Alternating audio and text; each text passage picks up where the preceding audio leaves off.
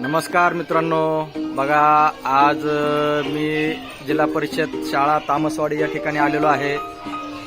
या शाळेच्या बाबतीत बोलायचं झालं तर बघा, या शाळेचं वैशिष्ट्य म्हणजे या शाळेची रंगरंगोटी पाहू शकता तुम्ही। हे बघा, फलक लेखन, माता जिजाऊ अध्ययन कक्ष, राष्ट्रगीत, वेलकम, कार्यालय, सावित्रीबाई फुले अध्यापन कक्ष, मूल्य शिक्षण, हे सगळं चित्रातून सरांनी या शाळेमध्ये रंगरंगोटी करून मुलांना मोकळ्या वेळेमध्ये बसल्यावर वाचण्यासाठी आणि त्यांच्या अभ्यासक्रमामध्ये, त्यांच्या नॉलेजमध्ये भर पाडण्यासाठी सरांनी केलेला हा एक खूप भारी प्रयत्न आहे। छोट्या गावची शाळा आहे, 1ली ते 4थी पर्यंतची शाळा आहे, परंतु तुम्ही शाळेचं सौंदर्य पाहू शकता कशा पद्धतीनं शाळेमध्ये रंगरंगोटी आहे। शाळेचे कंपाऊंड वॉल, शाळेचा परिसर सुद्धा खूप मोठा आहे, मुलांना खेळण्यासाठी खूप मोठं गार्डन वगैरे आहे, या ठिकाणी मैदान आहे खूप सारं मोठं।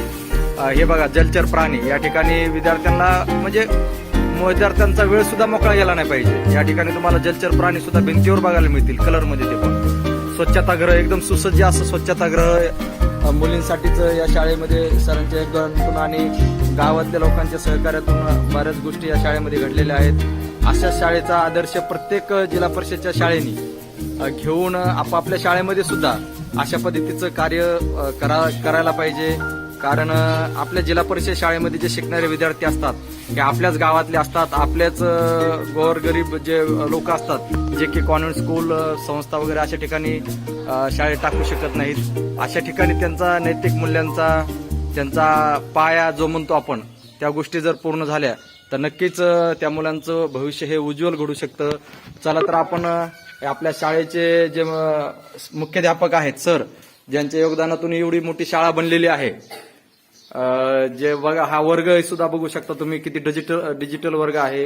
हे विद्यार्थी आहेत, वर्गातली रंगरंगोटी, चित्र वगैरे तुम्ही पाहू शकता, किती रमणीय आहे। हे तुम्ही एखाद्या इंग्लिश स्कूलला गेले, कॉन्व्हेंट स्कूलला गेले, त्या पद्धतीचं पूर्ण वातावरण सरांनी या शाळेमध्ये वर्ग खोलीमध्ये तयार करून ठेवलेलं आहे। तर चला आपण सरांना भेटूया। नमस्कार सर।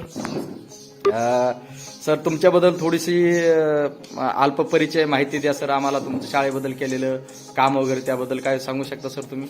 सर, मी या ठिकाणी या शाळेवर सन 2013 पासून याच शाळेवर शिक्षक म्हणून कार्यरत आहे।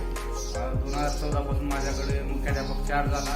तेव्हापासून मी शाळेची रंगरंगोटी, डिजिटल शाळा असेल किंवा शाळेमध्ये LED, पाण्याची व्यवस्था, माझ्या विद्यार्थ्यांना पिण्याच्या पाण्याची शुद्ध पाणी, आयरोचं पाणी मी पुरवत असतो।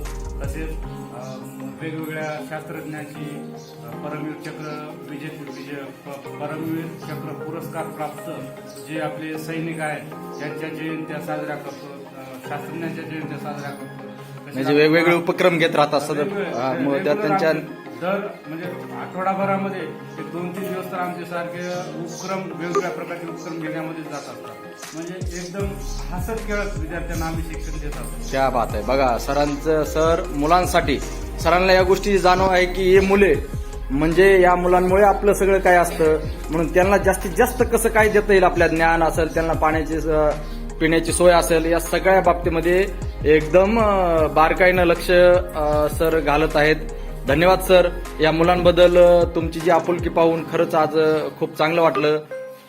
धन्यवाद। हे आपले शाळेचे विद्यार्थी आहेत, खूप शांत आणि सरांच्या प्रत्येक आज्ञेचं पालन करणारे असे विद्यार्थी आहेत। धन्यवाद सर, तुम्हाला भेटून खूप खूप आनंद झाला।